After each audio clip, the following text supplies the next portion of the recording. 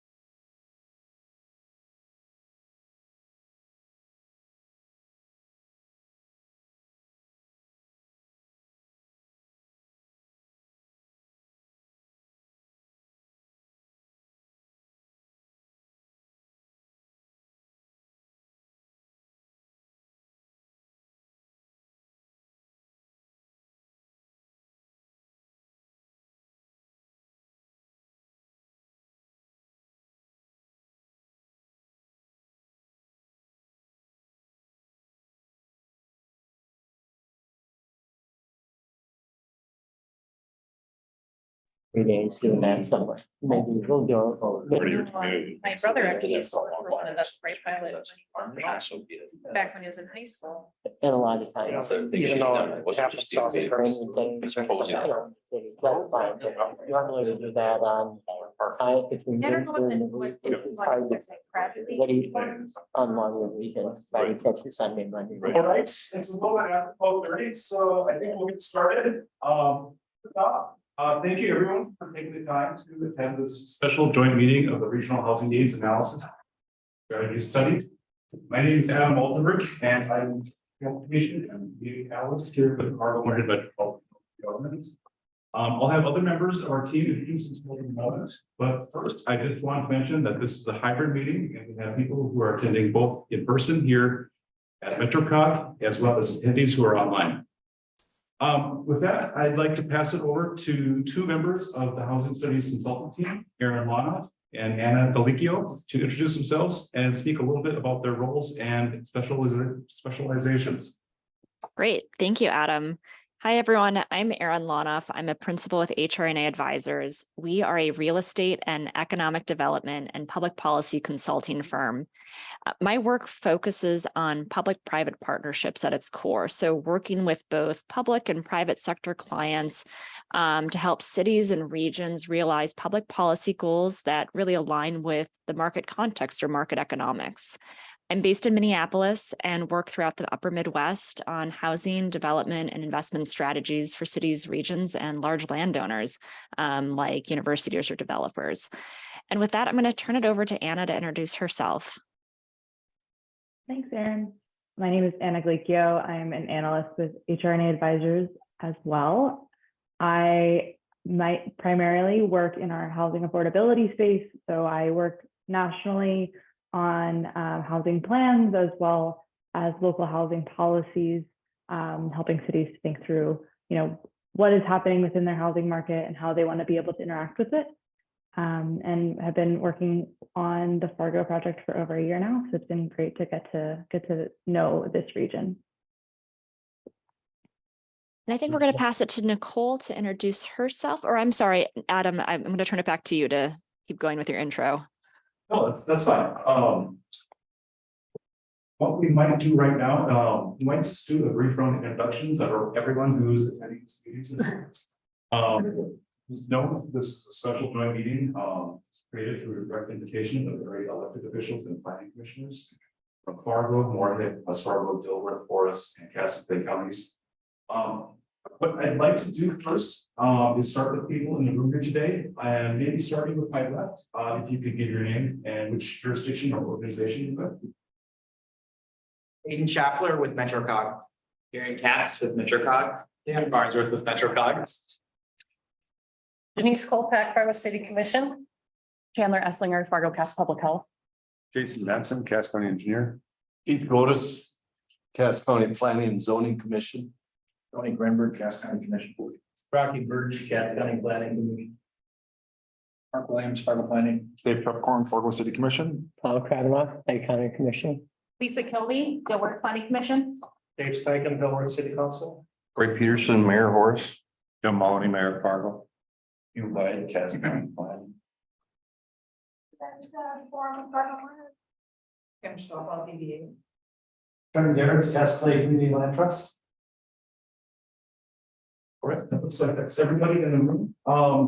With that, I'd like to pass it over to Nicole Crutchfield to introduce herself and maybe talk a little bit about how this came about. Nicole. Yeah, good afternoon, everybody. Hope you can hear me okay. Hybrid meetings are always a little adventurous in terms of technology, so bear with us. We have about 43 participants online, and just to kind of quick highlight, we have just about every jurisdiction, I think every jurisdiction actually represented.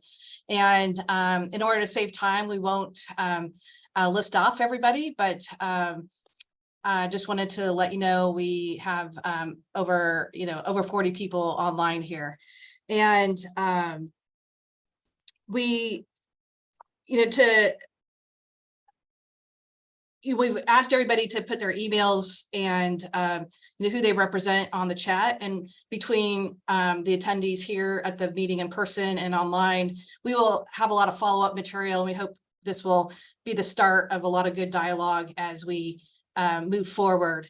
And a few reasons why we chose to do this study, and one of the reasons the city of Fargo is kind of helping to lead this study is really, we've known workforce housing and economic development needs have been a gap in our community for a long time. And when we were coordinating with our partner agencies and leaders in the economic development region, in the priorities for our region, as city planners, we were really having trouble understanding what exactly was affecting our community. And we really wanted to get into the understanding of impacting housing supply and costs, and especially from the perspective of the buyer and the citizen. We know nationwide it's a crisis, and there are many federal programs at work that are also affecting the housing market. But really the study was meant to understand what is going on regionally. And I know, for instance, in the city of Fargo, there are a lot of priorities that affect our entire region, especially things like the diversion, infrastructure costs, and other unique factors. Just to, this is the start of, hopefully a lot of conversations. This is really the first time in my 15-year history where all the jurisdictions have gathered together from a technical side as city planners to perform a study across the whole metro. We're really thankful that MetroCog added this into their work plan and went on this adventure with us. This study is really meant to be a technical analysis to help bring a resource for the planners in our region to give us the tools for additional strategic planning. We know that without the coordination of all the jurisdictions, we wouldn't be here today. I really wanted to kind of give a shout out to my colleagues in Moorhead, Dilworth, Horace, Cass and Clay County, and hopefully West Fargo, all the jurisdictions really that really we didn't go up beyond into Mableton and Castleton and Barnesville, but we know that they're growing communities as well. I will now turn it over to Aaron and Anna, who are going to kind of present the study. And I'm sure lots of conversation will embark further. And also this is to put on a placeholder on your calendar for July 11th, where we will be, Aaron and a panel are being hosted by the chamber to do an eggs and issues. And so we're excited about that as well. So I'll pass it off to Aaron and Anna. Thank you, Nicole. Thank you, Adam. And it's so nice to see everyone. Thank you all for taking time today to talk about this study. I really appreciate you all taking this time. I know that it's not insignificant, this hour and a half. So Anna is going to pull up the slides and we're going to dive right into the high-level findings of this study. First up is our agenda. We've already done our intros. We're going to give an overview of the study and walk through a presentation right now. We then are going to turn over to a Q&A portion, and we'll talk about the logistics of that in a second, and a discussion, and then we'll close. So in terms of the logistics for this hybrid meeting, if you go to the next slide, Anna, we're going to be using sort of the Zoom Q&A feature. So as you have questions, as Anna and I are going through this data, please add it to the Q&A feature in the chat. And then we'll also have a discussion section after the Q&A. So please raise your hand in the Zoom and unmute yourself and we'll have a conversation. And just as a brief reminder, this meeting is open to the public, but we're not going to take public comment during this time right now. So as the public has questions, add it to the Q&A, but the public will not be participating in the discussion portion for today. Okay. We've gotten through the logistics. Let's dive into the study. So first of all, as Nicole was saying, this study is a result of a really impressive community-wide effort with MetroCog, Fargo-Moorhead, West Fargo, Horace, and Dilworth, and a broader group of local stakeholders. And we want to thank each and every one of you for the time that you've spent over the past year helping to get this study to where it is, and all of your input. So there's a whole list of folks here on this slide, but we have a lot of other folks who participated in conversations with us for this study. So thank you. So the purpose of this study, as Nicole said, the Fargo-Moorhead Regional Housing Needs Analysis and Strategies is intended to create a robust regional understanding of housing data with a focus on current housing needs and opportunities. And the goal is that through common grounding on regional housing issues, your participating cities can then coordinate on policy and regional strategy as it relates to housing. If you go to the next slide. We worked with the study review committee to establish 5 goals for this study. The first is to promote regional coordination for housing strategies. Next is to educate city and county staff, elected officials, and residents on key housing challenges facing the region. To help current residents stay, grow, and age in the region. To accommodate new population and job growth by supporting more housing choice through different tenures and building typologies, and to create more opportunities for entry-level home ownership in the region. So let's dive into the big findings. The housing needs assessment identified 4 primary themes necessary for understanding the Fargo-Moorhead housing market. So first and foremost, the Fargo-Moorhead region has seen very strong employment growth. And we're going to talk about this throughout this report, but the number one takeaway is that there's been significant growth and that has implications for housing. So the next big point relates to this is that housing supply has lagged demand, and that is a challenge for your economic growth in the future. There's an opportunity to increase access to home ownership opportunities in the region, and there's a lack of sufficient affordable rental housing. The most important takeaway from today and this study that I hope you take away from this meeting is that your region has seen incredibly rapid economic growth in recent years, and that's a great thing. To sustain this job and economic growth that your region has seen, your region is going to need housing so that your talent has somewhere to live. And to me, that is the thesis, that is the most important point of this study. So let's dive into the data now. So over the past 10 years, the region has added nearly 23,000 new jobs, with thousands of jobs remaining unfilled, and you also have very low unemployment. And this indicates that you need talent to fill these jobs, and this talent needs somewhere to live. New housing unit production has not kept pace with job growth in the region. This gap is larger than the national average, with a ratio of 1.5 jobs to units compared to the national average of 1.3 jobs to units nationwide. And development of 2 to 9 unit buildings has not kept pace with the increase in single family development or large multifamily development.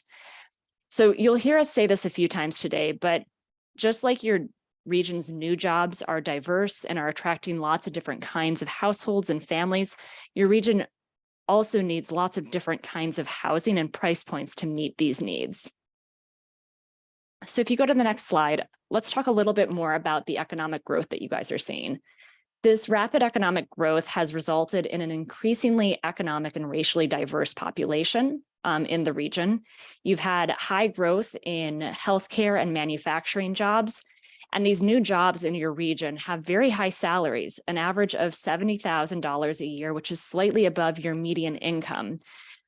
So said differently, the jobs that are being added to your region are raising your median household incomes. And new regional initiatives like the diversion are going to intensify these already existing economic trends in the Fargo-Moorhead region.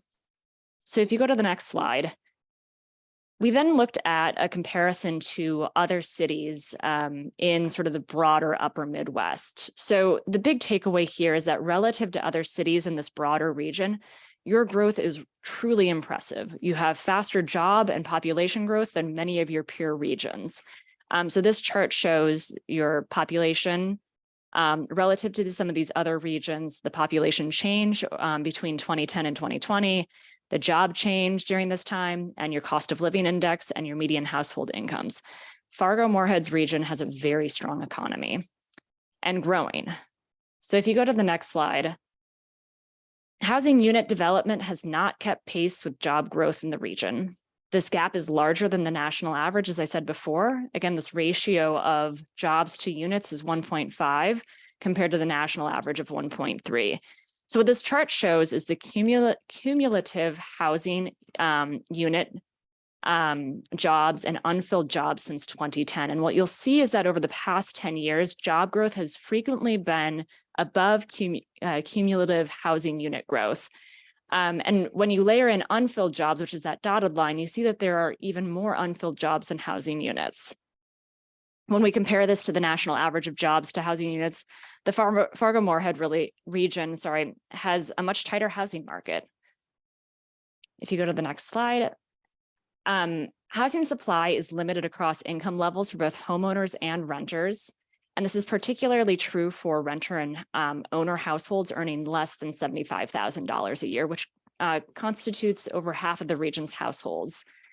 In terms of sort of what this looks like, you have on the supply side, a lot of single family development taking place with very limited 2 to 9 unit development for sale product. Areas of growth have pushed the boundaries of the metro region over the last 10 years, and the diversion project is going to also sort of drive that change. And new home typologies do not really align with the price range or desires of households. And we'll talk about this a little bit later, but we had, as part of this study, a residential and employer survey.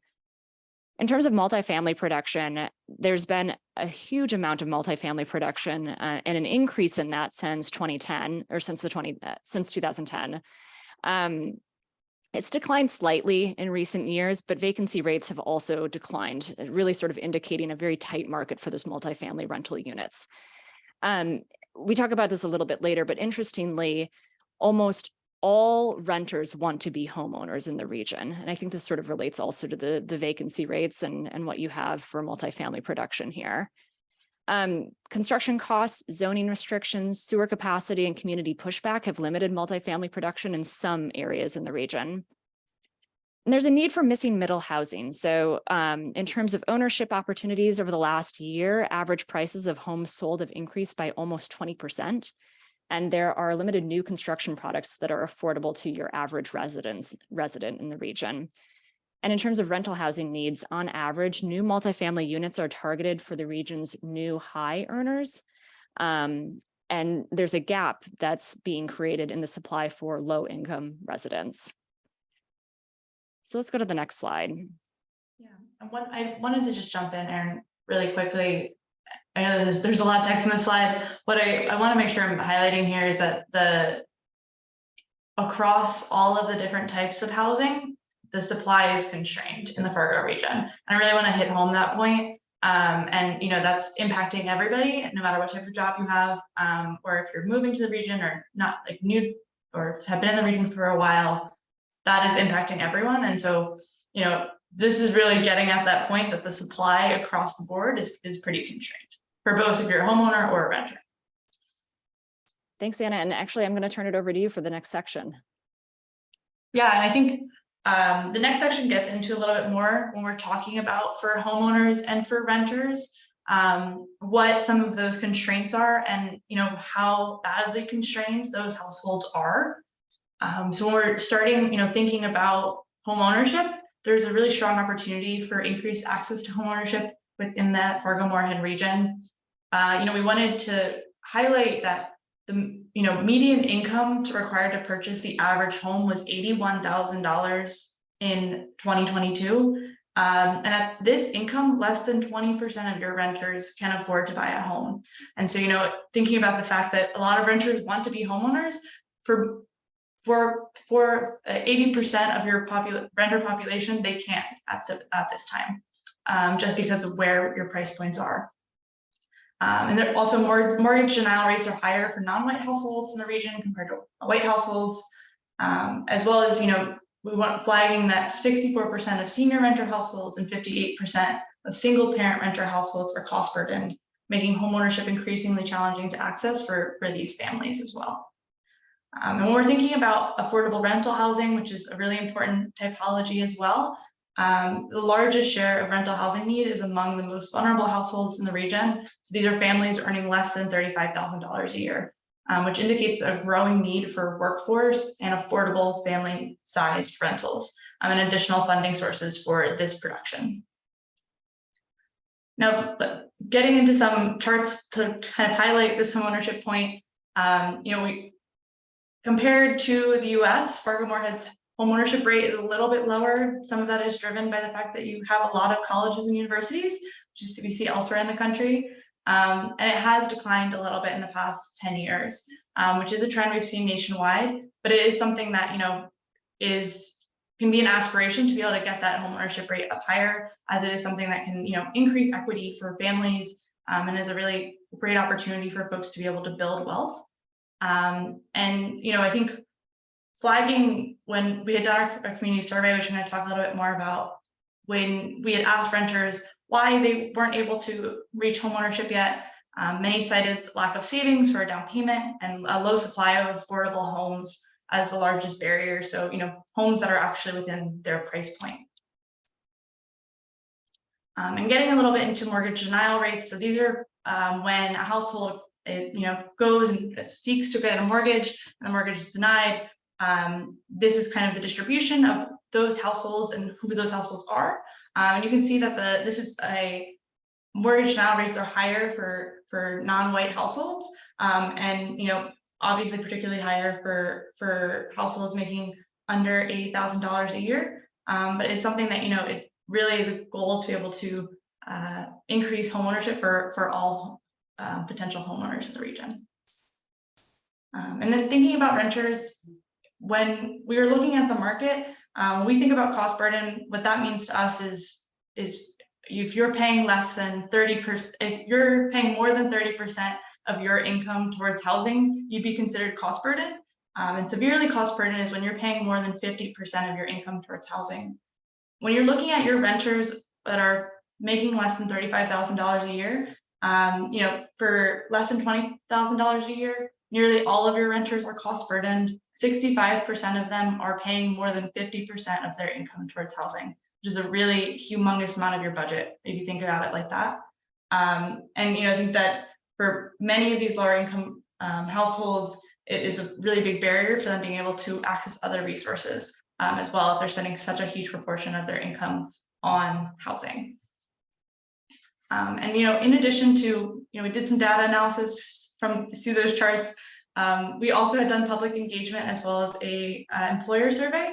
And so we wanted to highlight a couple things that had come out of those conversations as well, which kind of really solidified those points about what homeowners and renters are experiencing in the region, as well as some constraints that employers are facing that are, you know, impacting some of their employees. One thing we wanted to highlight was that there is a demand for different types of housing. And so most respondents want to see the same or more amount of townhomes or duplexes. And there's a large demand for mixed use compared to multifamily. And most residents want more senior housing. So when, you know, thinking about over 90% of respondents want to see more senior housing in the region, this is, you know, wanting to make sure that folks in the region can age in place and stay in the region and have a place to live as, you know, their circumstances change. And then affordability is the largest barrier to homeownership. 60% of residents don't have enough money for a down payment, and 55% can't find an affordable home to purchase. This is, you know, in part due to the supply and in the region producing a lot of really high-end products, which is awesome. But it also means that, you know, there's not a lot of products being produced at entry-level homeownership rates, which is really challenging for many renters in the region. And most renters, they do want to be homeowners, as Erin mentioned. And I think that's really important to kind of think about. And you know, thinking about how constrained the renter market is, and in combination with what homeownership looks like in the region. And lastly, I think we wanted to highlight that there is a lack of knowledge on existing programs. The 65% of renters do not know about existing local homeownership programs, and you know, think that is somewhat contributing to you know, just a lack of knowledge of what is happening with regard to housing in the region. And then, you know, pivoting a little bit towards the industry survey.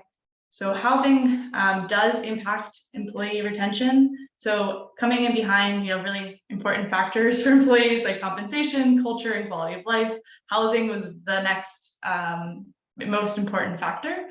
And employers, you know, they do offer limited housing related resources. So only 16% of employers offer resources related to housing. And then most employers were interested in learning more about housing related resources.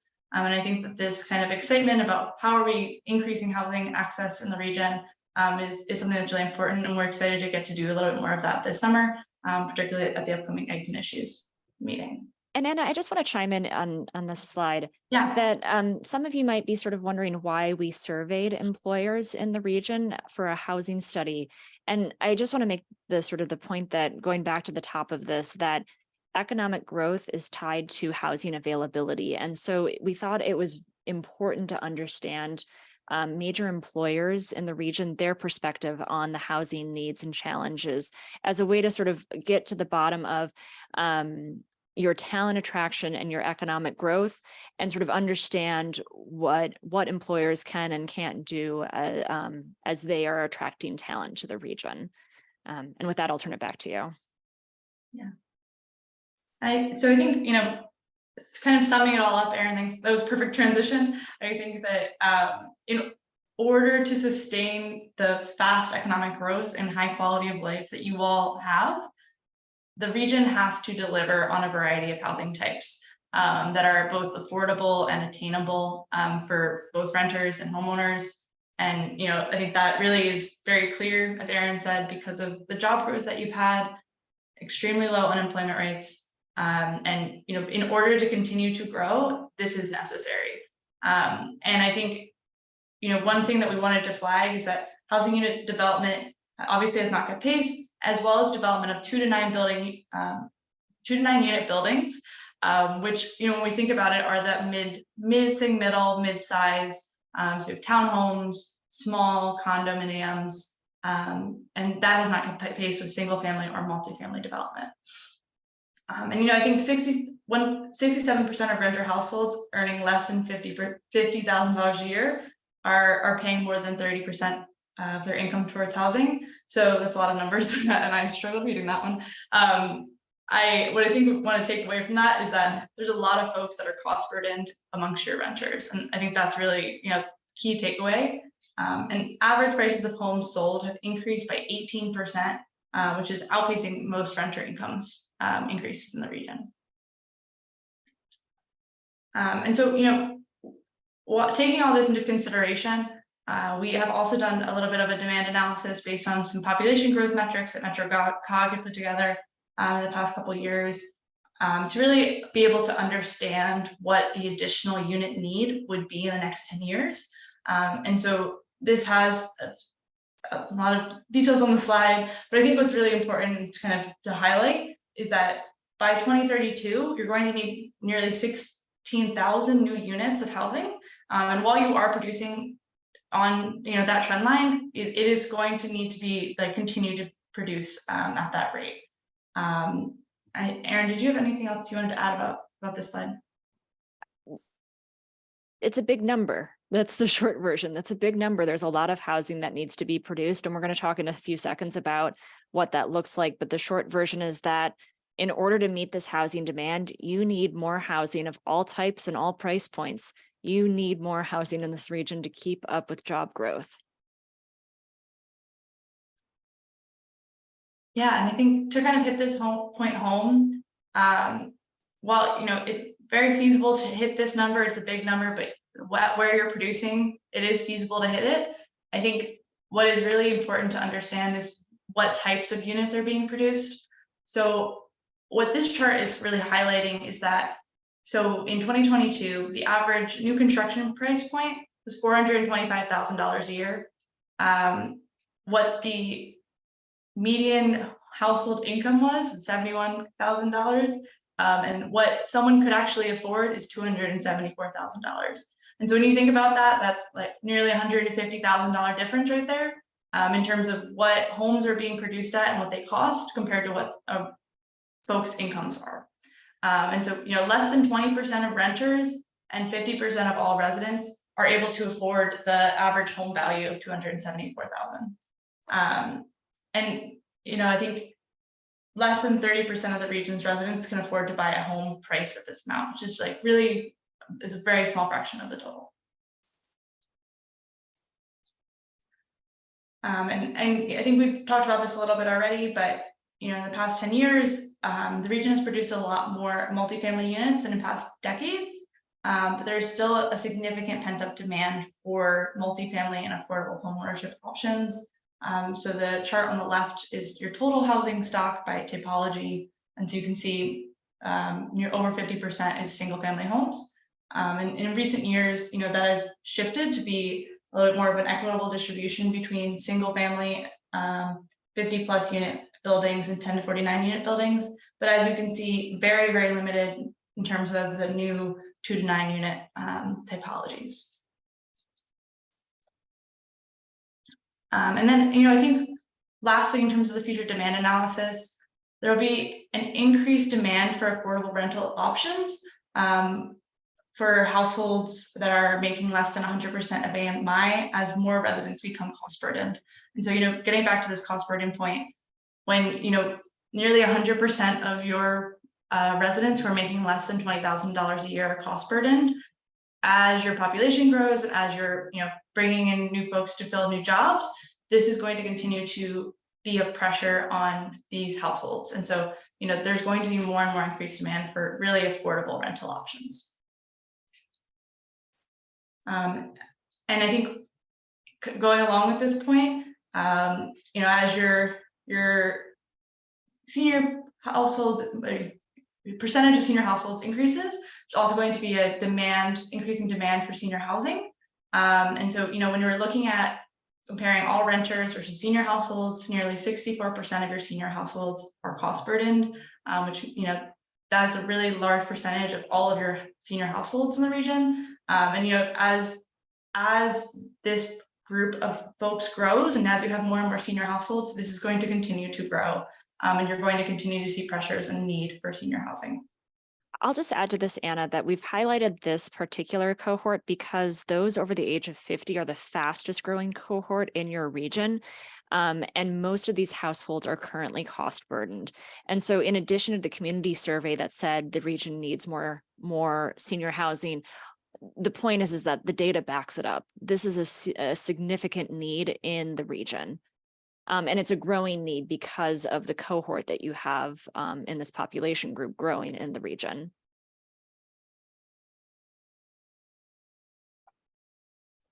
And I think, Erin, did you want to talk about this one? Sure. So you've heard us say a number of times now that, to get to this housing need that we've talked about, it's a very large number. You're going to need a model that prioritizes a mix of different kinds of housing. So single family detached housing is going to produce significantly fewer total units with significant new infrastructure costs when compared to other typologies. Now, I don't want your takeaway to be that we are suggesting there should not be any single family housing, but the takeaway is instead that in order to meet that very significant and large number of new housing units over the next 10 years, you're going to need a mix of unit types. And again, this is because of the amount of land you have. You do have a lot of land available, and you're going to have more land available with the diversion. But land is a finite resource. Infrastructure costs are very expensive, especially if they are spread out and on very, very large sites. The other point that we've been sort of making over and over again is that having lots of different kinds of housing will allow you to meet the different kinds of needs for different size households and what their frankly, interests are, what kind of housing they want, and their price points. So not everyone can afford a large lot single family home, but some people do still want to be homeowners. So what are those alternatives that they could be looking at? And this is where we start to suggest maybe a townhome development or a condo sort of model for some new households in your region. And maybe some of your senior housing is a mix of these different kinds of housing typologies as well. So if you go to the next slide, as we said at the beginning of the meeting, the purpose of this study is to really ground your region in shared housing data as a starting point for then implementing potential solutions. So as part of the study, we developed some near and long-term recommendations that your individual cities and region might consider for meeting your regional housing needs. I think it's really important to sort of recognize that housing markets and needs are complex and that there's never a single silver bullet for solving a housing challenge for a region or a city. Instead, moving the needle on housing needs usually takes many different initiatives because there are lots of different kinds of housing needs in cities, and your region is no different. So it's important to remember that, like jobs also, your economic growth, like jobs and your economic growth, housing really can't be thought of within a vacuum. So meeting your region's housing needs to support your economic growth as a region is going to require all cities to participate. No single city in your region is going to be able to meet the region's housing needs. So you can't just think, oh, we'll just assume that city takes care of our housing needs and we'll still have the job growth. It's not going to happen. You all have to work together on these housing solutions because you all need a lot of housing. I'm going to begin by saying, before I dive into some of these high-level recommendations, that you all know your communities and the underlying politics much better than we do. And you will need to use your information to use this information and your sort of community understanding to decide what will work best politically and culturally in your communities as well. So with that, some near-term suggestions that you might explore to increase your housing supply. These could include hotel or office conversions to residential, particularly in this market right now with a decline in demand for commercial spaces. You may provide major employers with information about housing programs that they can disseminate into their employees to get better use of your existing housing programs. And there may be a potential for employers to explore employer-assisted housing programs to help match their new talent to housing in the region. And there are many precedents of this across the country where major employers get involved with as a way to attract and retain their talent. If you go to the next slide, in the long term, there are 3 categories that your cities and the region could explore. These are land use policies, strategies that require funding, and strategies that support regional coordination for future economic growth. Interventions from all 3 categories are going to be needed to create and preserve the necessary housing for this region. So in our opinion, there are a lot of things here. In our opinion, the most important starting point for your region is to establish a regional housing committee that's comprised of city staff and other leaders in your community to ensure regional coordination around housing policies and investments, and for information sharing so that your individual city staff who may be working on the same things are not reinventing the wheel every single time. The more you collaborate, the more we think you all can accomplish and get done with your limited resources and staff resources, frankly. So there are a lot of things that you can do, but the starting point before you can really have effective programs anywhere else is regional coordination and continuing this conversation. And I think with that, we are going to turn it over to our Q&A if you go to the next slide. And I've already been seeing some questions coming in. If you give Anna and I a second to sort of digest some of these initial questions, that would be helpful. But if you go to the little Q&A feature, you can ask your questions. We will start there. We'll answer some questions for a few minutes, and then we're going to go into a discussion. We have a couple of discussion questions for you all. I don't know if you can hear me or not. Yep. Curious, you mentioned the 80-some thousand threshold and 20% renters wouldn't qualify or were having a challenge. Do you have any additional demographic data on that 20% age group?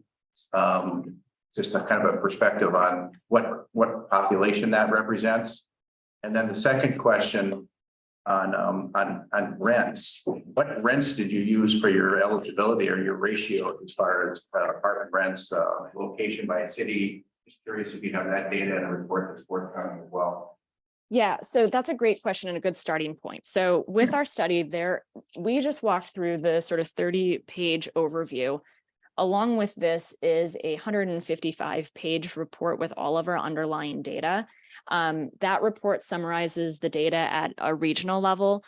Individual cities then also have received the underlying sort of demographic and supply data analysis for each individual city. So that's sort of just a baseline. There's a whole lot more data. Your question about the price points and the rents, I think if I'm understanding the question correctly, the way that our cost burden analysis works is that we look at just renter households and the breakdown of the proportion of renters in each of those different income bands. And we look at that relative to the housing supply in the area that would be affordable to those household types. And Anna, is there anything else that you would add to that? Well, yeah, just as an example, rents in downtown Fargo-Moorhead are probably higher than they are in the south and north sides of our city. So if you look at data just in the downtown area with, a lot of growth over the last 20 years, you're going to have higher rents because of investment and ROI. And then more established neighborhoods where properties that rent for, a fraction of the cost, that kind of plays into the numbers and how you define what you can afford to rent or not. Yeah, we definitely appreciate that. And I think when we were doing the initial analysis, we looked at the tract level. So all the way down, almost smallest geography that the census can get to, and to look at variations across the entire region. What those kind of analysis in terms of what renters and homeowners can afford are looking at averages over time. And I think, we want to use that as a metric just so we can kind of generally understand what is happening within the region. But yeah, we definitely hear you that the renter and owner needs are a little bit different depending on where we fall within each of the regions. But it's important in terms of clarification in terms of that being an average. I have a question. Can you hear me? Yep. Hey, when you talk about seniors and the need for housing, obviously it's not all seniors because many seniors mentioned to me that they live a more relaxed lifestyle with it's pretty much the same amount of income as they've always had. And so, talking about the seniors, are these people who have always been in a marginalized income bracket? And why then are they singled out rather than just included in the rest of the people with limited income? So I'll start this off, and Anna, you can chime in, but our analysis looks at all seniors in your region and not just lower income seniors. One reason we like to do that is because seniors eventually usually become are on fixed incomes, and in some places that can become challenging with rising property taxes as a way to stay in their home. The short version is what we learned in sort of looking at the overall trends for seniors is that many of your seniors in your region are cost burdened in part because they are on fixed incomes and there are rising housing costs, both for homeowners and renter seniors. And is there anything else you'd add?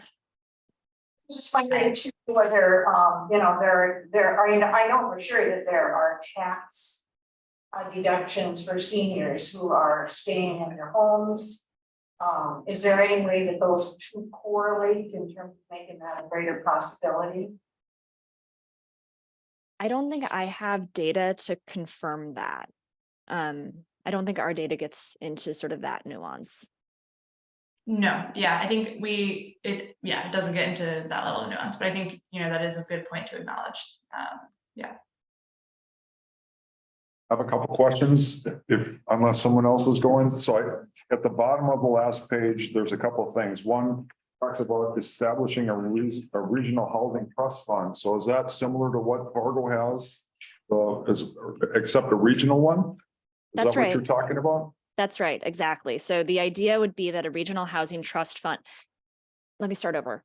Some housing strategies, particularly for housing that is deeply subsidized affordable housing, there are virtually no policy solutions that are going to completely fill a development gap for very low income housing production. And the short version of that is because the rents that you would anticipate from very low income housing that's subsidized relative to the construction costs, filling that gap becomes challenging. So moving ahead, there are some kinds of housing that you will need funding to produce. And funding could be in the form of discounted land, publicly owned land. It could be through tax abatements. We oftentimes also recommend a regional, a housing trust fund to help subsidize or fill funding gaps for particular kinds of housing development. So that suggestion, yes, is what is similar to what Fargo has, but taking a regional approach to that. Okay, that's great. Thank you. And then my next question was, the last one was grow national developer interest in the FM region. I would like to know how we should do that, because right now I don't believe we have any national developers. And is there a strategy that we could do as a region to attract them? If we showed them these numbers, would that make us more attractive? Or I guess that's an open-ended question. That's a great question. The context on the why behind that recommendation is that as you start to diversify the kinds of housing that you want to be developed, it may be the case that your existing developers don't have the expertise in that kind of development typology, or your existing development community, frankly, doesn't have the capacity to build this much housing. And so the idea is with that recommendation is to market the region to outside developers to help fill some of the gaps in the market.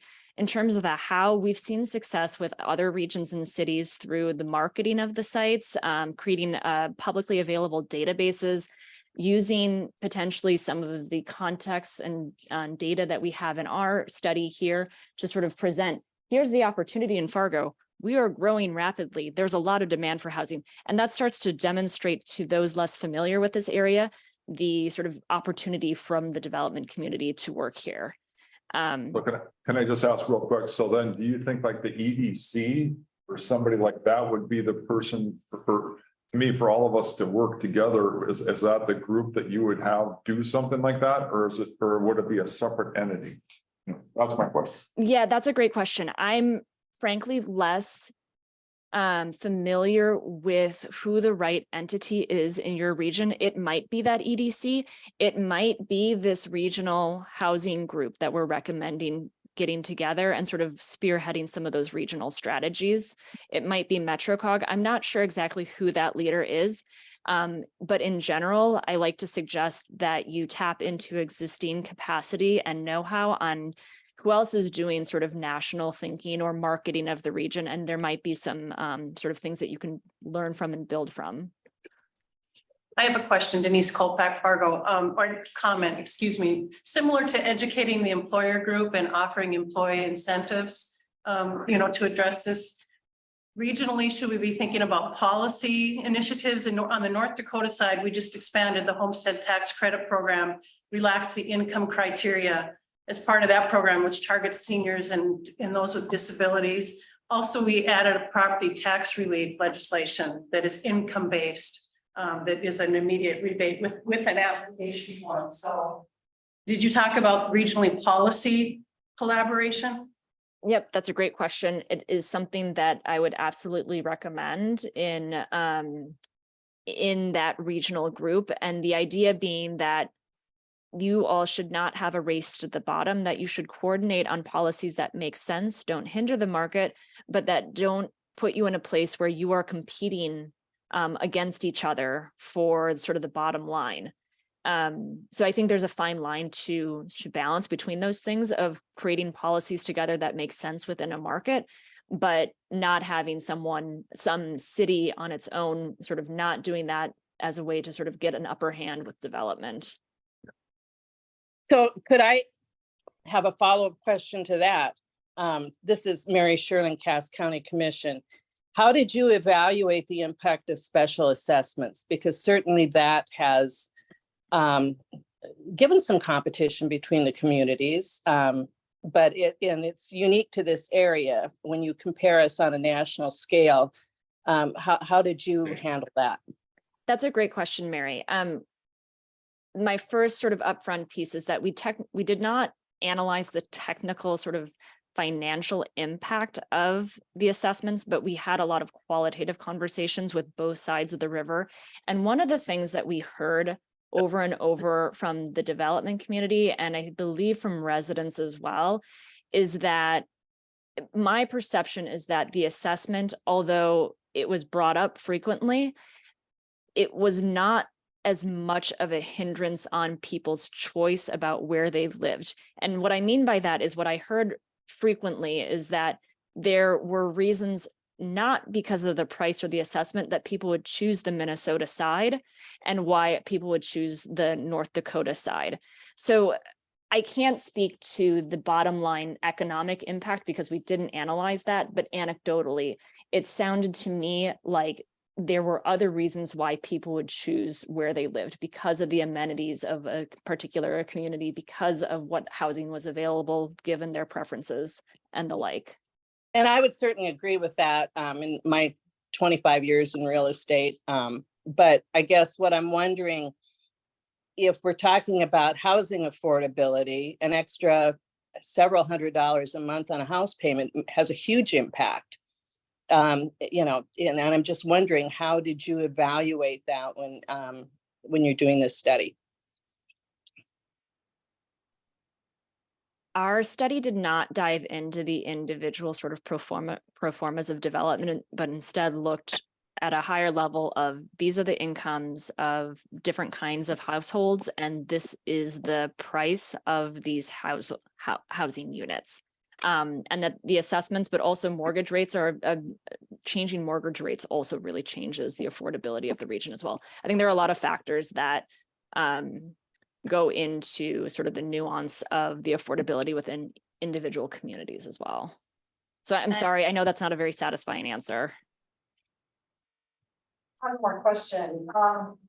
There are many people who feel that expansion of Fargo-Moorhead in the River Valley or anywhere in the River Valley is kind of a hindrance and a disassociation from the importance of the Red River Valley is an agricultural region. And that then wanting growth in these areas is maybe a mistake. So I'm just asking the question whether no is always the best answer. I mean, you say we're going to grow and grow and we're going to have all these much expanded needs for housing. Is that really the case? Do we have to play into that perspective? I think the way that you think about what growth is important here. That is growth inherently more land consumption, or could growth mean housing development in a denser setting effectively, or with less land consumption? So I appreciate the concern about consumption of agricultural land. I grew up in a very similar community. I feel the same way. And so the way that I think about it is really a sort of a both and approach, that you can preserve your open space, your agricultural, whatever those land uses happen to be that are really special to your community. And the way that you think about that growth then is about where else that growth could take place and what typology of housing you grow as a way to allow your economic growth to continue to happen in your community. And something I think, and I know Quincy, I want to get to your question as well online here, but when we're talking about growth, not only thinking about folks coming from outside the region into the region, but when your kids grow up and want to move out of the house, making sure that they have a place that they can move into. And so, I think that really is kind of not just new folks coming in, but just so you're able to sustain the, housing that you have for your current residents, and for people to be able to stay here. You want to keep young people in the region. Something that's really important there is being able to increase that supply. And as buildings come offline and things like that. And so I think, also thinking about that growth in a sense of not just for new folks, but for residents who have lived here their whole lives too. Quincy, sorry, you had your hand up for a while there. That's okay. I guess my question was, I work in housing, so a lot of what we're seeing is there's a lot of empty apartment buildings in the Fargo metro. However, there's not an incentive for landlords to really want to rent to the specific population we serve, because a lot of them don't have the funding streams to necessarily afford these apartments. So I guess my question is, is there any urgent or immediate ways to essentially fill up some of these units with these lower to nowhere income families? I don't know if there's some funding for these apartment buildings to tap into so that it's easier to house some of the population that is currently in homelessness. Fargo-Moorhead's homeless population has just grown over the past 2.5 years, and it's grown tremendously, and it's only continuing with a lot of cuts to some of the funding that was helping those in need. So I guess we've been trying to figure it out here at where I work, ways to potentially develop more of these things that you all are speaking about with those residential places that are more affordable, because the gap is getting larger and larger with the income restrictions and then the ability to afford what's available. Quincy, that's a really great question. And Anna, I want you to chime in on this, but I think what you're alluding to is that there was a lot of funding coming out of during the pandemic and coming out of the pandemic that were helping to keep renters in their homes. Not just moratoriums on evictions, but also funding streams that were available to local jurisdictions in the form of renter vouchers, effectively. And now that funding is drying up, we see increasingly communities trying to grapple with what to do next, because a lot of these households haven't suddenly been able to make rent now that the funding is gone. Instead, you have a lot of households that were relying on this emergency funding and now cannot afford their rent. So there are some communities where the local jurisdiction is coming up with that funding to continue the emergency renter protection program. And Anna, maybe you have other examples of other kinds of programs to get at this, but I think the short version is that it's really complicated if you can't afford your housing and there's no housing available at the price point you can afford. And it's complicated if there isn't other funding available to support these households. What kind of would it take for some landlords, so for landlords who own buildings with more than 8 units in it? I know that this section 42, there's section 8, of course, there's an abundance of HUD funding that landlords can essentially apply for. I guess more so, what would be even an incentive for those landlords to even consider applying for those funding dollars for some of their units, if not all? I think that's another great point. And one of the things that we heard during our outreach with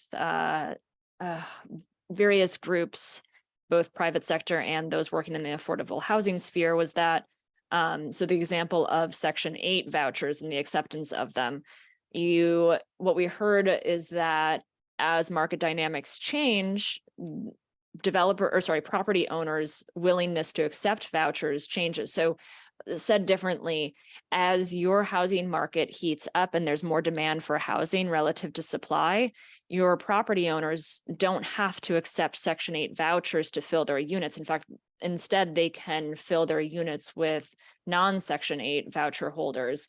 And so what we heard is that in your community, the sort of acceptance of Section 8 vouchers in particular really ebbs and flows with market dynamics. And so now let's go back to sort of what we talked about in this study, which is you have increasing housing demand relative to your supply. So my hunch is that this issue is only going to get exacerbated over time if you don't sort of start to increase your housing supply, in that your property owners have a growing sort of pool of potential tenants and can be more restrictive on the rents that they set and who they lease to. So again, Quincy, I feel like I'm not giving you great answers. I'm only coming to you with sort of echoing the issues and challenges associated with subsidized affordable housing. Oh, that's fine. I do want to ask a question about something you mentioned in the presentation about potentially converting a hotel or an old, larger facility to more residential settings. I guess just a brief overview of how that would look if a agency would like to participate in something like that. Is there a specific funding source that agency or agencies could come together to tap into to develop something of that nature? I'm not familiar of existing funding sources for that, but the way that this is looking at the private market side is we are seeing across the country, particularly commercial property owners, sort of realizing that given the high rates of vacancy and the lowering rents of their commercial properties, that it is in fact better for them to sell to a developer that can redevelop as a housing product than to try to keep their assets. That's not happening. It's not going to work for every single kind of asset type, commercial property. It really depends on sort of the floor plates of those buildings. But on the sort of the private sector side, we're seeing those conversions and sort of progress on those conversions happening where property owners see sort of the upside of selling their asset to a residential redeveloper. In terms of sort of the policy solution there, if you have a distressed asset in your community, and what I mean by that is a commercial property owner who has not found a buyer of their property, it could be the case that your city or your county or your land trust purchases that building and then turns that around to a private developer to redevelop into housing. This is Denise Colpack. I just make a comment on that. We just came out of a league meeting and there is a new North Dakota, on the North Dakota side, there's a new grant program that is, I think it's 5 million that is dedicated to exactly that kind of a program. So I just wanted to share that with Quincy. Thank you. Yeah, and I think, something else we flag in our larger report, and, just a pitch to go through the larger report when we share that out. But, also engaging property owners in terms of with individual hotels, as city jurisdictions, you're working with folks on a day-to-day basis to understand what, barriers they might be facing in terms of what other things they could be doing with the property. And then there also are, barriers that municipalities can reduce in terms of reducing some barriers for conversions, whether it be zoning changes or building code related and regulatory related. But those are spoken to a little bit more in our report. I want to turn, there are a couple of questions in the Q&A chat that I'd like to turn to. So one question we have here is, let's see what, sorry if I lose the question. I'm going to try seeing what happens if I say answer live. So one question is that one slide showed the average new home sales were in the range of 425,000, whereas the income level of those wanting new homes could only afford a home that's around 275,000. How do cities get developers and home builders to build the lower cost home? Is it by zoning or what other mechanism is there? I think that's a really great question, and I want to sort of raise this up. There are construction costs are rising in all cities right now for housing, and interest rates, both for those who are buying more mortgages and developer interest rates, are rising right now, which makes development and buying of homes very costly. There are a few different ways that you can sort of make this math work. One is by trying to reduce the construction cost, and the other is by filling sort of the gap between the price point and the construction costs. So let's first talk about how you as a community through policy might reduce the cost for development for a developer so that they can therefore lower the price point. So some things that come to mind are your approvals processes. So for developers, it is really costly the longer it takes to get projects approved because they have purchased a site and they are now financing holding on to that land while they go through the approvals process. The longer that they have to be paying for that land without getting a return on it, that costs them money. So the more you can sort of increase that approvals time, that decreases the developer's costs. What that could look like is by changing your zoning to allow for things as of right that you all agree are things that can be as of right. Another way to decrease costs for developers, and there's some nuance here, but if your land cost is fixed for a single acre, you can think about how many housing units you can fit on that single acre. Is it just a single house? Is it 4 houses on quarter-acre lots? Or is it something even denser so you can have lots of housing units within that to help sort of maximize the efficiency and sort of the return for a developer? So there are a few different ways so you can sort of reduce the cost per unit. And then on the sort of, if you have a situation in which you are trying to have sort of more deeply affordable housing units, you as the public sector have a couple of other tools at your disposal on sort of what I might describe as filling the gap, which can include tax incentives to those developers. It can include discounted land. So if you have sites that you want developed into housing, but the developer is telling you it does not pencil for the costs that we're looking at, perhaps you're considering something that is a partnership with them where you provide the land at a discount to them. Other strategies can include literal grants. There are federal programs for LIHTC, for example. Oh, I'm sorry, I'm now veering into rental properties instead of homeowner. I'm going to leave it at that, but there's a whole lot of sort of grants and gap filling that cities can provide and regions can provide either through straight cash infusions, discounted land, or tax incentives. And I think there's one other question in the chat, or I'm sorry, in the Q&A. Great. Okay. So I don't now remember if you guys can see the question. I can read it to you, Erin, if you'd like. Sounds good. Yeah, so this comes from Tommy Schmidt, and basically the state of Montana just passed legislation which allows by right missing middle housing on all lots zoned as single family and multifamily housing on all community zone or commercially zoned lots to address the crushing housing supply issues. Should this be something that our metro community should also adopt to address our shortage issues? This can be done by the stroke of a pen by tweaking existing zoning ordinance and land use plans. At a very high level, I say yes, because it can help you to increase the diversity of housing supply in your region. But there's a whole lot of nuance that goes behind that. Does it make sense for there to be housing in certain kinds of zones? Does that align with your community's vision for where housing should take place?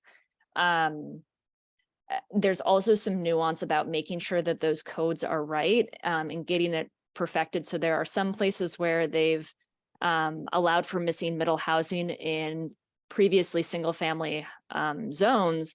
But one of the sort of, in my opinion, mistakes that have been made in a couple of these places is that they didn't then correct for lot sizes, for example, so that making sure that the missing middle development typology is actually physically feasible given the lots that are available in that particular neighborhood. So long story short is, I think, yes, that is a great solution for creating more as of right opportunities for developers and the development community, but there's a lot of thought and nuance that has to go into it to getting it right and getting the outcome that you actually want as a community. Thank you. And then one other question that's sitting in the chat is, this is more maybe specific to the plan itself, but when you talked about the 16,400 units, is there data to break that down into pricing levels? So I think when we did that analysis, we were really focusing on units by tenure, so owners versus renters. And I think, you know, when it's always a little tricky to get it down to the price point level because of the fact that, you know, things are kind of shift over time. But when thinking about it in that regard, really trying to think about more in terms of the range of bedroom sizes, range of typologies that we've been kind of talking about, and that'll kind of get you that range of price points. Erin, I don't know if I described that correctly. Yeah, I think I don't think we have a slide in our larger study that breaks it down into that level of detail of price point and housing size. But what we do have is a breakdown around renter household versus homeowner households. And we also have in our report what the median income is for those different kinds of households, which can start to get you towards that understanding of what's affordable at the median level for those different tenure types, which is what Anna was saying. So with 15 minutes left, I wonder if we move into the discussion portion of this. And I know we've got a lot of folks on here, so this might be a little bit challenging, but let's see what we can do. As you think of more questions, we're happy to answer them. I think it makes most sense to send those questions to Nicole and Adam, whose contact information is on there. And you'll also have access to the study, so you can review that further as well.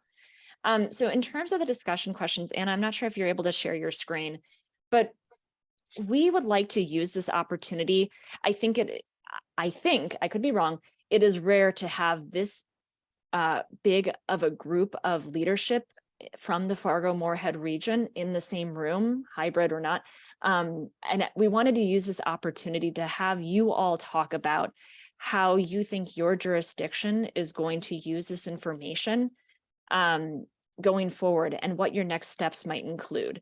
And I want to ask this because this is the start of the collaboration we've been talking about. Really critical to moving housing issues forward is collaboration amongst you all. So let's use 15 minutes to start that collaboration. So how does your jurisdiction plan to use this information? And what strategies do you think should be prioritized at the regional level to support housing needs? And Nicole and Adam, I'm not sure, do we want to start in the conference room and then go to those who are online? I think that might be a little easier. Yeah, that sounds good. Well, I think the city of Fargo, this points out that the low income housing is going to be a high priority. But I think with the commissioners here, the difficulty we would have, you know, if you're going to prioritize and put money into something, you can't put it in a single family homes really because a density like that doesn't really help, but it does a big apartment complex, right? But should I have Corey over at Horace take a low income apartment complex because you don't have many apartments out there? Should we start to move that around the metro to have it throughout the community where you would have it? But I think for us, the two commissioners, we would look at low income housing and the elder aging population to try to stabilize that market a little bit. And you had mentioned national, we have a couple of local firms that would do it, but it's a question of Nicole, is there any federal funding we can get? Are there other funding? Because we would have a hard time pulling that out of our general fund to try to, I mean, it's significant money. If you're putting $2 to $3 million into it, we have put $1 million into the core neighborhoods. And even that is hard to figure out how much you can get because these needs are overwhelming. These are thousands of people we got to figure out. So I think it is a collaborative discussion of where we should put stuff. And, you know, West Fargo Horace wants more commercial, that'd be apartments, but you know, what types are going in there and with cost analysis, it might be cheaper to build an apartment complex in Horace than in Fargo. I don't know. Right. We have to look at that. I don't know the special cost might be cheaper to do stuff in Moorhead because of their tax structure in some ways as well. So I really think that's coming out of this for me. This is a regional approach. We'd have to take a regional approach. But it always sometimes comes down to Fargo takes the brunt of the cost, and that can't be anymore. It can't be we take the brunt. Maybe the county has to take part of that or something else. I know, Jason, when you guys look at mill levies right now, you're doing fine. Your mills are worth $1 million. So, I mean, does the county take part of the lead to help in the regionalization of getting the highest need? But it seems to me like, right, low income is important. And then we also want young people to stay here. And I'm amazed at the rents downtown. I'll agree with it. I mean, I don't know that I'd pay that much for a rent downtown. Your son did, Dave, and you know, it was a wake-up call. But the challenge you have, I'm rather that up too, is do you fill in infill and we stack things up higher in the air? And used to think we go 4-story and Olympics open one here, it's gonna be 7 stories. We're going higher, we're doing different things. So I think there's a variety of great questions that came out today, but I think we all agree we need more housing. I mean, whatever it is, you need more house. I'll add, I think is tactically, I think the first thing we should do from a priority perspective is establish that regional housing committee. And I would hope we include Cass Clay Community Land Trust as part of that committee. I think they're really critical to this conversation. And then, you know, how are we going to start talking about the programs that do exist? This is more short term, of course, for now. Longer term, the committee could address both short term and the longer term strategy. But I think we need to keep the momentum going and get that committee up and running as soon as possible. If I may jump in and maybe offer a suggestion. We've kind of milled around with some ideas, but the hope is we recently saw a model down in Texas that was very economically feasible for the city, and also it prevented a lot of some of the population that hangs out downtown. If you go downtown on any given day, you will see a lot of people either panhandling or some people who, you know, are currently in homelessness. And the model that we've seen across a few different states is, you know, developing a community that offers wraparound services, but essentially it's like a tiny village of nature, building tiny homes. One of the first ones that I witnessed was down in Florida. And it was specific for veterans, but that has become a very thriving community of lower income families who came out of homelessness. And it has been beneficial to those to get a head start or get pretty much a jump start on becoming economically sufficient. So I don't know if, you know, once that committee is developed, that would be something that we could look at identifying a land space, a few acres if possible, and developing something of that nature. And it is something that could be funded through federal grants. So. Can I add one thing? The thing that's the most frustrating is we have lots of developers that are willing to do, but the red tape is way more complicated than just developing an apartment. Yeah. So in a way, we're putting up the roadblocks, and it's not the city, it's just the regulations all overall. That's the most frustrating, because we have some developers that have actually tried to do projects and then just ended up not doing it because of all the regulations and so on. To me, we should actually be eliminating all that stuff.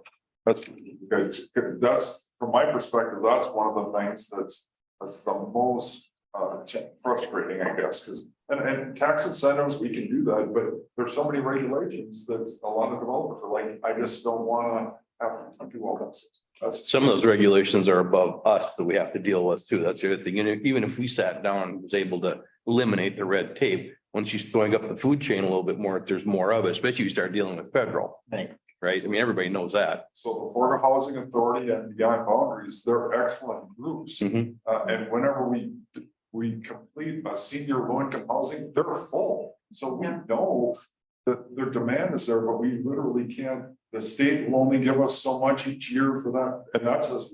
Anyway, to me, that's one of the things that if there was some way we as a group could, I don't know, work together and maybe have the state help us more or something like that. I think we could. I think the housing and homelessness response system has a really crucial role to play in advocating for some of the best practices that we know work in this realm as well. As much as it is an economic and a workforce issue, there's a lot to learn from some of the housing first best practices that really encourage that long-term housing stability. And coming from public health, I also can't help but think about the overall health and well-being aspect of housing as well. And so would really encourage us to think kind of holistically about the stakeholders who have a role to play in addressing this issue, because this is also a public health concern. Housing is crucial for the overall health and well-being of individuals, families, and overall communities. So lots of different sectors that have expertise in kind of the diverse nuances that are involved in housing. Hey, Adam, we have.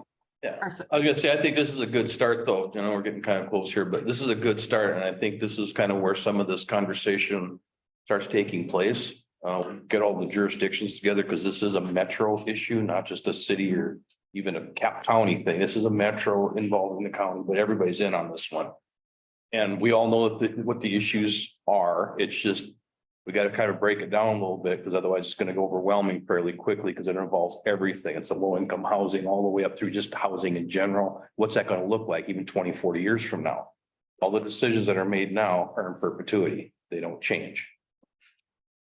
So that's why when you have a county planning zoning as a rural resident, rural position. Yep. Came in here out of curiosity because you don't know enough about the issues that with the subdivision, deed restrictions, all those things that come with it. The awareness, as I sat in here, is real.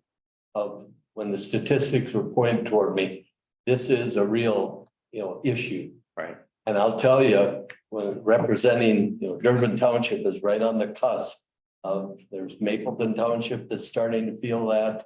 The Barnes and Stanley Townships have already felt the impact. Castleton's feeling it, even Kindred's getting it now. My old town of Mapleton. Yeah. 189 residents when I graduated, now there's 1,700 people. They're people of action. This is real, but then I wrote down here in my notes. Farm family background. Ag land being gobbled up by these things. I can tell you all about that in Horace. I know.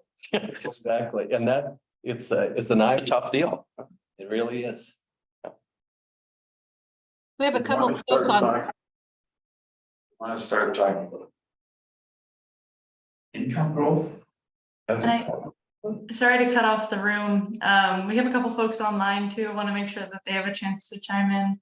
I know Arlette and Brian, if you want to jump in there. Let's start with Brian. I think Brian's hand went up first.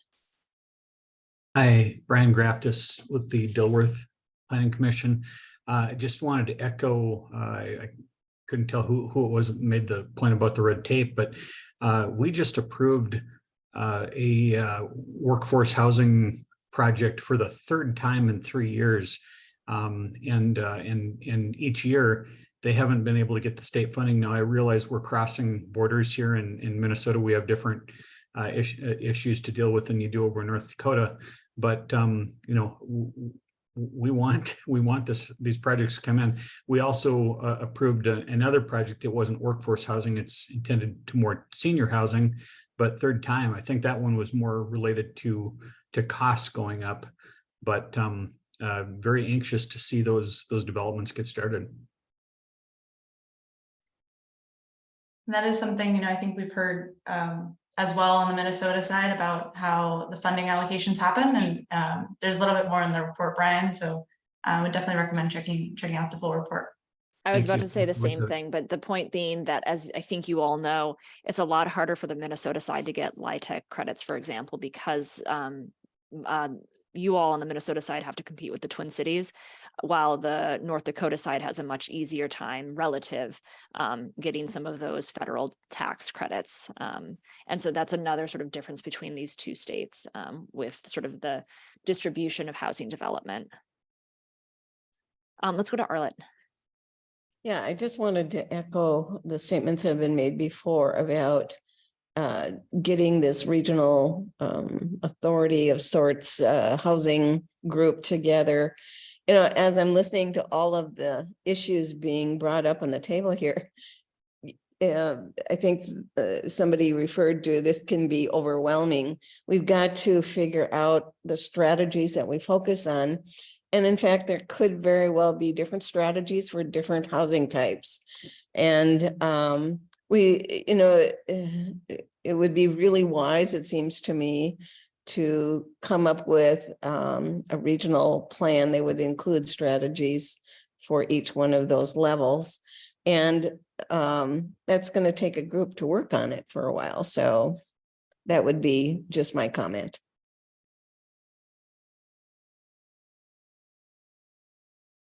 Had a comment here in the conference room, Jason Benson, Cass County engineer. I think, you know, now that we've got the FM diversion project locked in, it really sets our boundaries for growth, especially on the North Dakota side. So this community regional housing authority would be great.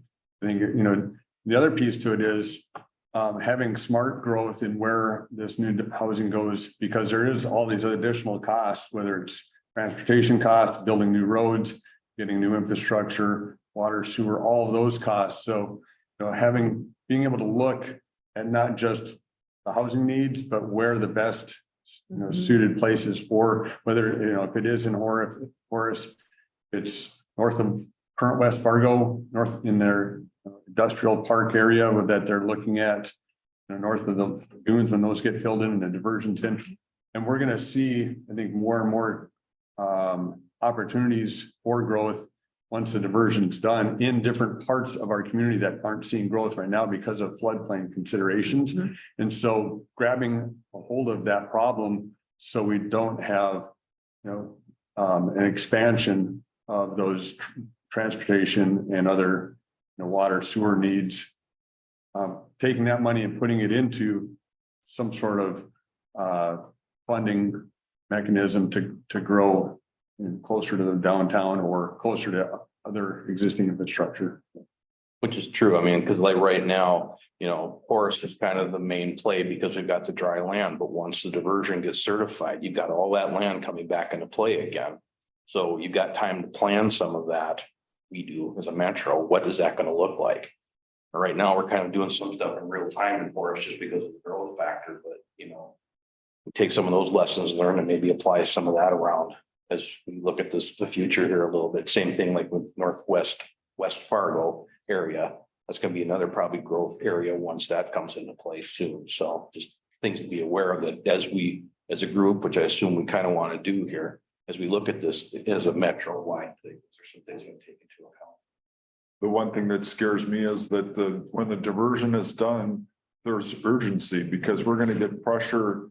And the scary thing is if that all got filled up with single family housing, then that's the end of it. And so to make sure that you have a mix for all, like you said, all the communities, but we kind of have an opportunity here. We have a little delay of 4 years or whatever you want to say to get our ducks in a row to say, what will the vision be? But that also includes the downtown and you know, all the parts of the community and how you want it to look. Because I think we kind of have a natural delay, which is a good thing but that just also means we have to start all working together and have kind of a plan. Because it's just like what we've all read here, we're short on houses. Once you get more land in play, like you said, it's going to go again.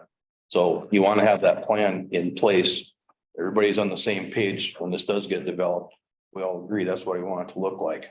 And we can see in the last 30 years, south of I-94, how much growth has happened. Right. Whether it's in Horace. Well, who would have predicted that, after 2000, how quickly it would have gone down County Road 17? Nobody could have forecasted that. A third high school in West Fargo? What? We all thought Cheyenne was the end of the show. And here we are. We probably have to add another high school the way it's looking at some point.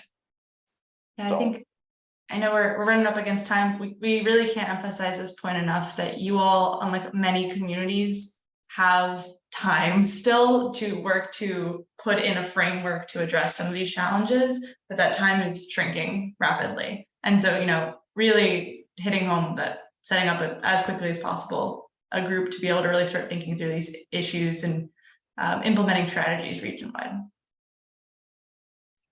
I still think we're missing one component, and that's the affordable. We can build all the houses we want. I've got a kid at home sitting in the basement because he can't afford a house. And he's got a full-time job. That affordable part. I haven't heard anybody other than tax incentives and that. It's gonna take, that was what, 275 versus 425. That's a heck of a gap. How are you gonna close that gap? And that's the big, is our biggest issue housing or affordable? I think it's affordable. But that's part of the conversation going forward is Right. That's gonna have to be one of those things that gets addressed with this. I think it's got to be a factor. It's part of the deal.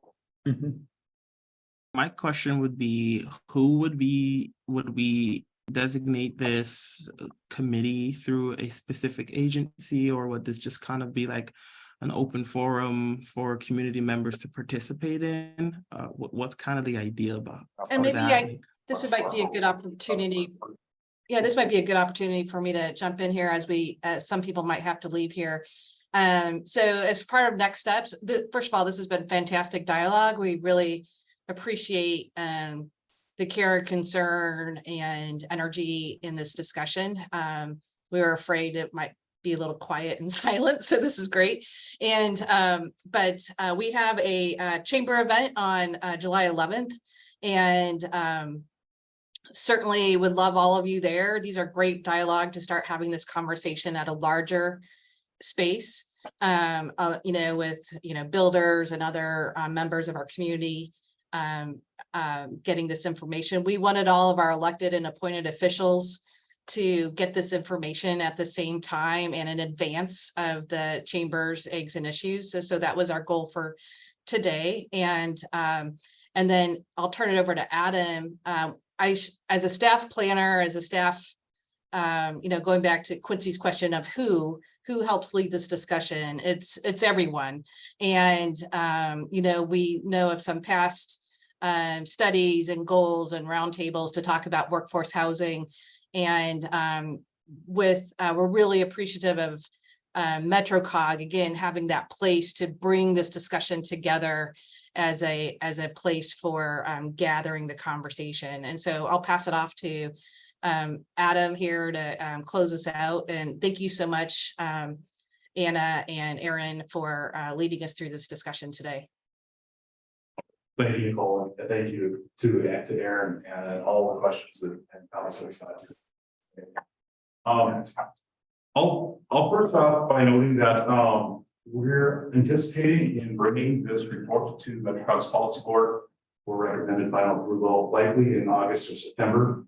For those that may not be aware, our policy board through the Metropolitan Council of Governments 60-member board, which was elected and appointed officials from jurisdictions across the metro area, and they'll be providing they provide final recommendations on this study and a lot of other studies that our organization involved in.